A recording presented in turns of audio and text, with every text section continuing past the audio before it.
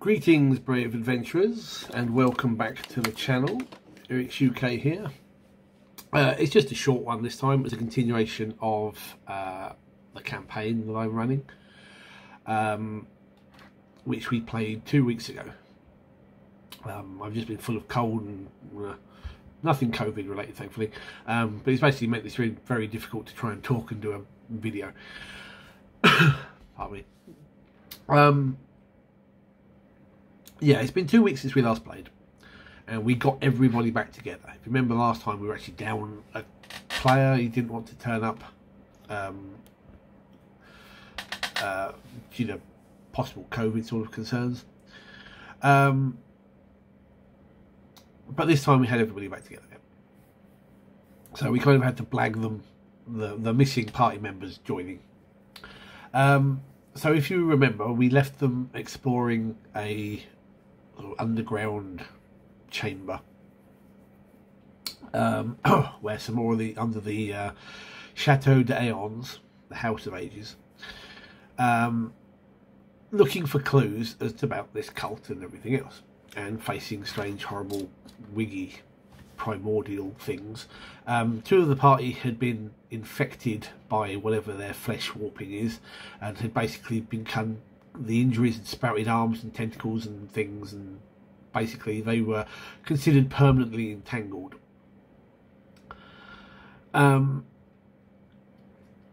So basically we had the other players turn up. We basically assumed that they'd been brought down with everybody else and were standing guard outside the main doors. So they brought them in. Where they originally entered this, I'm going to call it a dungeon. It's not a dungeon really, but they checked out the main doors ahead and found there was like a huge stone block trap that could fall and lock them in, so they left that. They went left and found the weird floaty Pac-Man flesh monsters that caused this infection sort of thing. So this time they went right. And because of the way the doors are set up, it's sort of like airlocks. When if one door is unlocked, the inner door is locked, and vice versa. So they managed to get 3 people across through this and into like a study. And whilst there, they had they were standing guard sort of thing, but making a little bit of noise. They drew the attention of the guardian of this particular area, which was a crypt thing. And I've loved crypt things since I read about them in 1st edition AD&D, and I've never ever, in 30 odd years, ever got to play one until now, or run one until now. So I was quite pleased. So they had this skeletal figure in dark robes with glowing red eyes, and the 3 people who are in there decide they're going to take it on by themselves.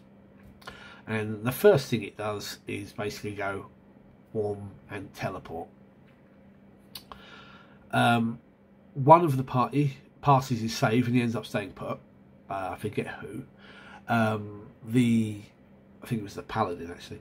The fighter ends up being thrown about 60 feet outside near the river shore, and the halfling, the swashbuckler, basically gets teleported into the wall of the chamber that's got this huge floor trap and the stone block, but he is now stuck in the wall. The rest of the party managed to bundle in, and you know, with the whole party there, the crypt thing is not a problem. They smush it, but it's done the thing that I wanted it to do. I wanted to do that cool teleport burst thing. The halfling manages this successful escape artist type CMD role in order to break free of the wall. The only problem is that he had forgotten is that the entire floor of this passageway he's now in is the pressure point for the stone block trap. So he hits the floor nice and safely and triggers the trap, which drops this huge, like 10 foot by 10 foot by 15, 20 foot block from the ceiling to seal off the doors leading back to the entrance. He's now stuck there.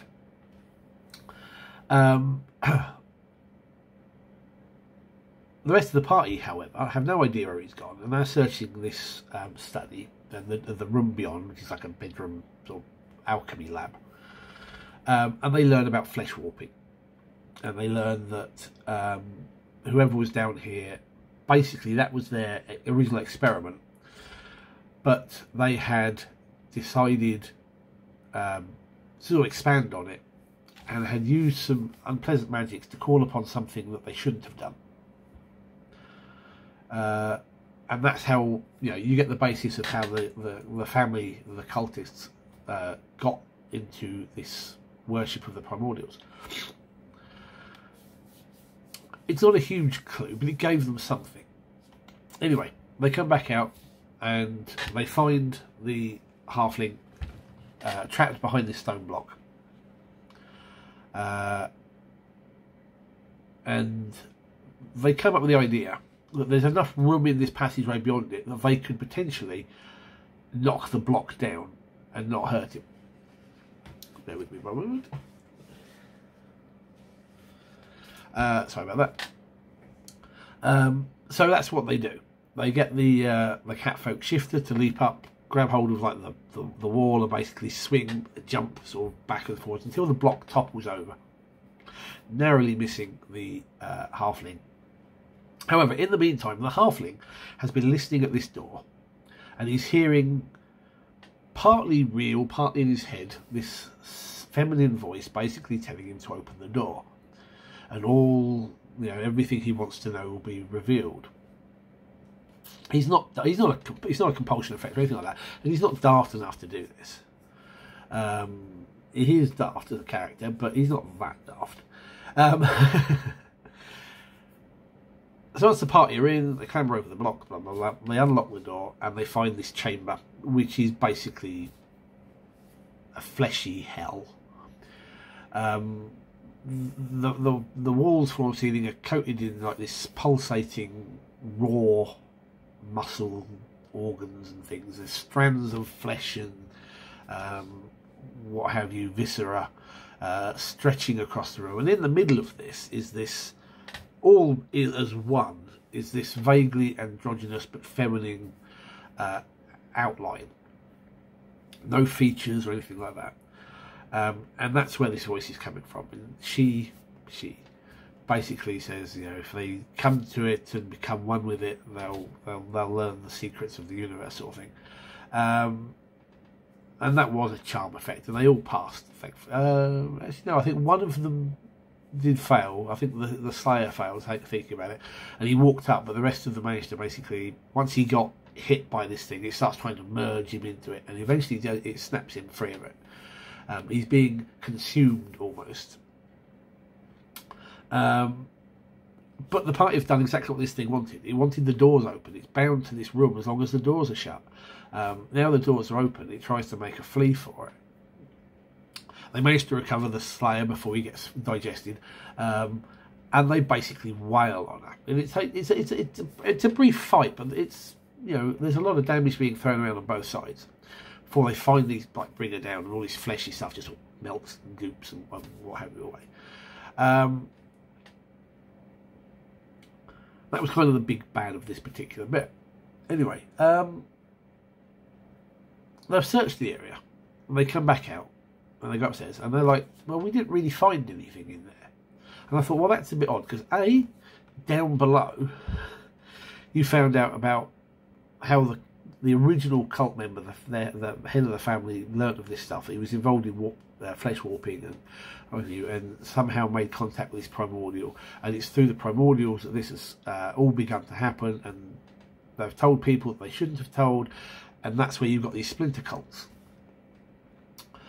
But the other thing is, there were clues in the house. Nothing major, but there were some clues. But they didn't bother to search in the previous session when they were exploring the the ground floor of the house. Some of the rooms, there was a study upstairs they didn't bother to look at. All right, they're not clues that are going to foil them as they go forwards, but it would have given them more information. So I was a little bit, maybe you should do what adventurers normally do and search the rooms, you know. I'd probably just given you the info if you actually said you were searching the room. But hey ho, you know, this is how it works. So after getting out of there, they go back to their tavern, the Thundering Turkey, or whatever I named it originally, and they talk to Hilda, and basically, you know, they share this information, and it's not something that she's particularly aware of. She knows of the primordials, but this is interesting in some way. She's going to look it up for them, and that maybe that way I can give them the information that they missed. I let them rest up. They level. It's all great. They're now 5th. The swashbuckler, the guy knows how to build and play a swashbuckler, so this is he's now getting a bit twinky, but hey ho, it's all good. So the next thing, while they look for this, is they had been told by this nobleman a couple of sessions previously that there is a red dragon that has basically taken over his vineyard, and he wants rid of it. And they've basically agreed to do it. So the next day they prepare themselves. They've got some scrolls of. They've bought some scrolls of protection from energy. Not scrolls. The cleric has prepared spells of protection from energy, and they go out to the vineyard. And the whole area is abandoned. The vines are beginning to overgrow. They find the manor house, but oddly enough, they don't try and explore that. Which I thought they might do. There's nothing there, but I thought they might do because, you know, this is adventurous and there's nobody about. They might try and loot some things. And they do then find this area of hills on the edge of the vineyard with this large opening and some bones of cattle and things around. And they're very cautious. I like this bit. They were very careful going in. And eventually they do...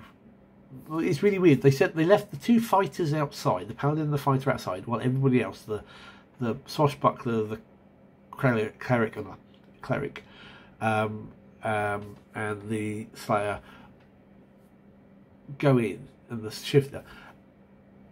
And it's like, surely you want your fighters in there in case the dragon's there?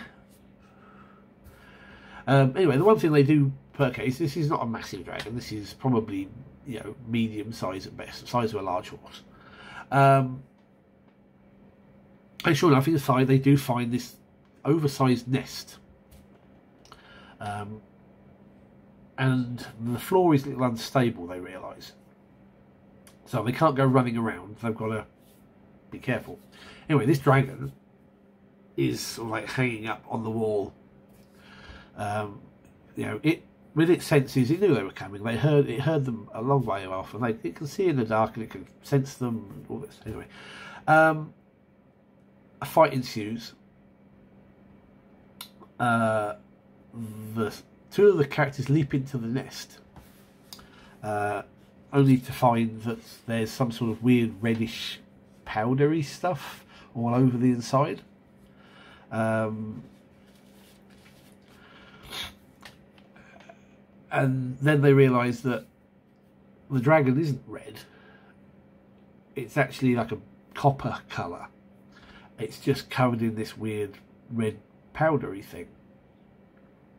So they try to talk it down. It's a copper dragon. You know, it's a good dragon. It's metallic. But one of them does make a successful nature roll and realise that this is some sort of fungus, and prolonged proximity to it causes my brain's not working. It basically causes like hallucinogenic effects, and you see things, and it warps how your mind perceives things. So the dragon is basically under the effect of this fungal spore mold stuff, and unfortunately they have no recourse but to fight and kill the dragon. Unfortunately, they had gone in and they've used up 3 uses of this protection from energy, fire, to find that it doesn't do fire. It does, like, I think it was an acid, and then to the fighters' dismay, a slow cloud of gas. They were already having to tiptoe in heavy armour. But one of the fighters, he does put the dragon down. He gets a solid critical hit in the end with his axe. The problem is, when the dragon hits the floor, this unstable floor collapses and they all tumble down into the darkness, which is where we wrapped it up. Overall, it was a short session. There was a fair bit of roleplay in between them completing the Chateau d'Ages and then heading off to the vineyard. while they were trying to sort of discuss what was going on and what, you know, what they can do and so forth. As of tonight exactly, I've got to write the bit that they're in at the minute, ready for this Sunday. I am a little bit of a wibble moment at the minute though, because I'm at a point where they're only 5th level, but I want to give them some more clues, but I'm not sure where to move it next, because although this was originally a reskinning of Shackle City, it's obviously through their actions it's changing, which is good.